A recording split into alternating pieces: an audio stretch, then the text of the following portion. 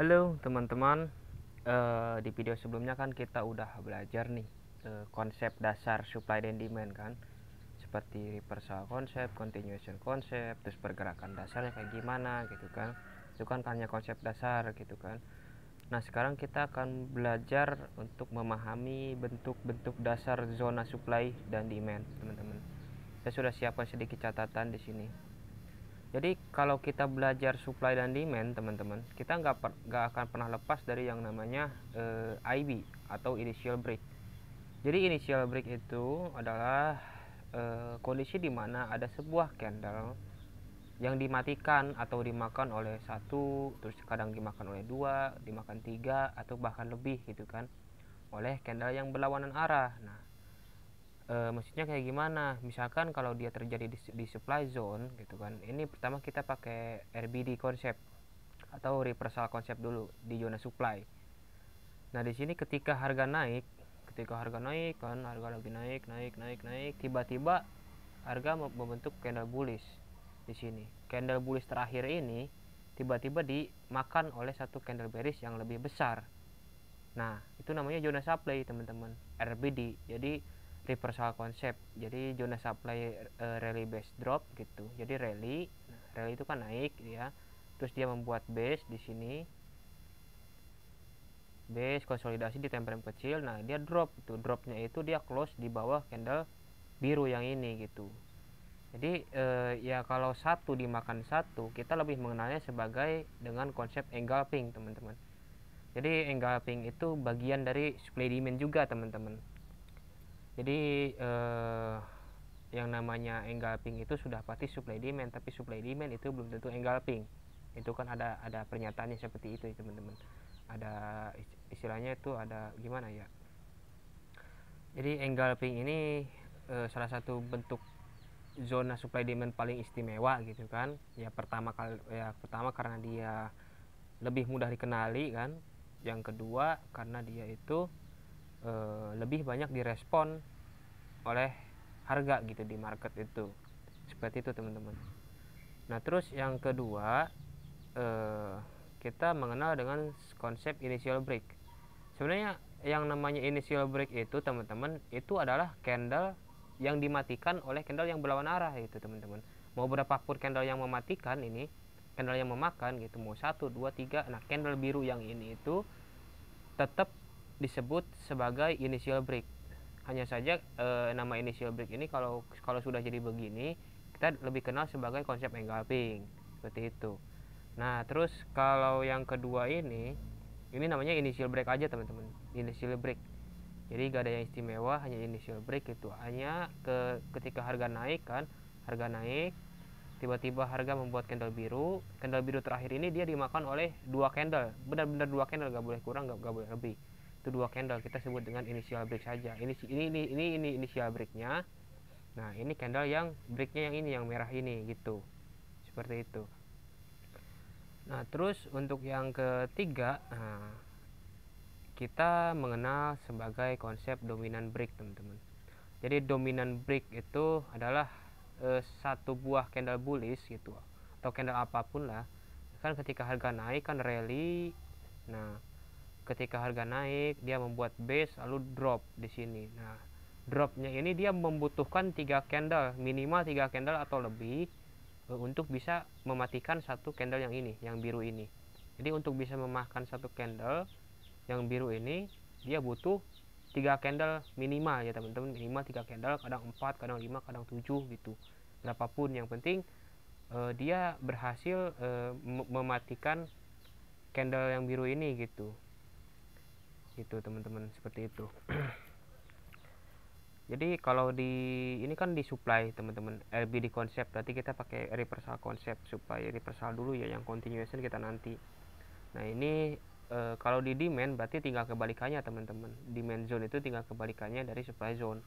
Jadi ketika ada satu candle merah ini kayak gini dimakan oleh satu candle biru yang lebih besar gitu, seperti ini.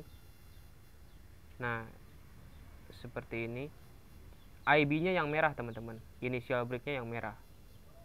Ini candle ini yang akan menjadi IB gitu, atau candle yang dimatikan yang ini. yang ini adalah candle yang mematikannya yang warna biru. Jadi kita sebut dengan konsep engulfing. Ini tuh konsep engulfing. Sebenarnya teman-teman yang namanya di dalam zona supply demand itu mau berapapun candle yang mematikan gitu, atau candle yang memakan, mau 3, mau 2, mau 4, mau 1 gitu, kita hanya berfokus pada candle yang ini yang dimatikan gitu kalau dalam konsep supply dan demand gitu. Hanya saja kita perlu tahu nih bentuk-bentuk dasarnya dulu gitu kan, sebelum kita fokus ke candle IB nya atau candle yang dimatikannya gitu. Kita perlu tahu gitu itu seberapa akurat sih gitu kan, atau apa perbedaannya gitu kan, apa seberapa akurat gitu masing-masing pola-pola ini gitu, pola engulfing atau initial break atau dominant break itu mana yang lebih akurat, mana yang lebih kuat nih, kita harus tahu dasarnya dulu gitu teman-teman. Nah ini sama seperti candle yang supply tadi. Nah kalau satu dimakan satu itu engulfing teman-teman. Nah terus kalau ada lagi yang satu lagi sama, tinggal dibalik doang. Berarti ketika ada candle turun seperti ini, udah turun, nah warnanya merah, candle bearish ya, dia dimakan oleh dua, nggak boleh kurang, nggak boleh lebih.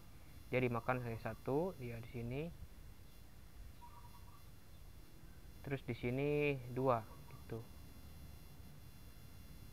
Nah dia break di atas bodinya gitu, jadi harus fokus ke body teman-teman, just body gitu. Break itu harus body, jangan shadow, body. Kita kenal sebagai konsep initial break. Initial break sama kayak tadi, kayak di supply, cuman tinggal dibalik aja gitu. Ini namanya initial break, sama kayak ini, cuma tinggal dibalik gitu. Terus yang ketiga kita kenal sebagai konsep dominant break.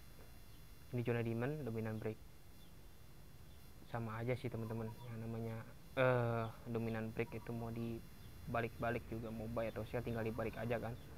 Jadi ada candle minimal 3 candle gitu, seperti ini. Dia membuat candle yang kedua di sini, terus candle yang ketiga teman-teman.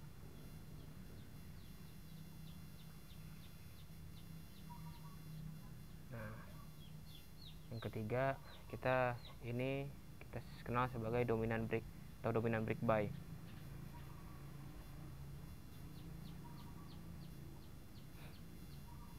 Ini kebanyakan sih kalau trader SND itu memilih hanya satu konsep teman-teman, konsep engulfing saja kebanyakan gitu kan, karena memang lebih powerful dan lebih mudah dikenali gitu kan. Tapi yang namanya demand tetap demand teman-teman, selagi dia direspon berarti harga akan mantul di situ gitu. Yang namanya supply tetap supply juga kan, yang sekali dia masih direspon dia akan reject di situ gitu kurang lebih. Nah kita kan sekarang udah paham bentuk-bentuk dasarnya teman-teman pakai RBD. Nah sebenarnya kalau digabung ke apa, ini kan pakai reversal konsep ya, mau supply mau demand kita belajar reversal konsep dulu. Kalau continuation konsep kayak gimana ya, sebenarnya sama aja sih teman-teman. Ketika kalau ini misalkan nih kalau dia sebelumnya ini kan kita kan reversal ya teman, dari naik menjadi turun kan. Nah sekarang gimana kalau turun disambung turun gitu, turun menjadi turun lagi, ya sama sih. Berarti nantinya akan ada gerakan seperti ini gitu.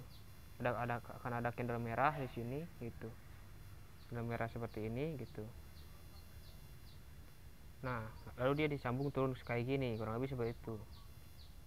Terus kalau yang ini juga sama teman-teman. Nah akan jadi seperti ini kurang lebih. Yang ini juga sama gitu, dominan. Kalau dia pakai konsep continuation atau DBD gitu, drop base drop kalau di supply. Berarti kalau di demand dia akan menjadi RBR. Di sini kalau di demand berarti dia akan disambung oleh candle biru kan, seperti ini. Wih salah ini. Nah seperti ini. Kalau di ini juga sama kalau dia pakai konsep continuation. Tapi untuk yang pertama kita belajar konsep reversal dulu. Ini juga sama nih kayak gini, akan menjadi candle yang seperti ini. Nah kurang lebih seperti itu. Untuk di video selanjutnya kita akan belajar cara marking teman-teman, dan mencari contoh langsung di chart kan, di market gitu. biar kita bisa langsung belajar gitu marking kayak gini. Nih contoh nih biar kita bisa marking kayak gini nih. Ini kan juga ada nih, ini kan supply, ini supply, drop base drop, beris engulfing konsep nih yang ini. Yang ini juga supply, ini supply, itu sama aja supply kan. Yang ini supply, semuanya supply teman-teman. Tapi di next video kita akan belajar cara markingnya lah gitu, dan cara memilih zona supply yang baik itu kayak gimana, zona demand yang baik itu kayak gimana. Oke teman-teman, saya nanti akan sambung lagi di video selanjutnya. Terima kasih sudah menonton.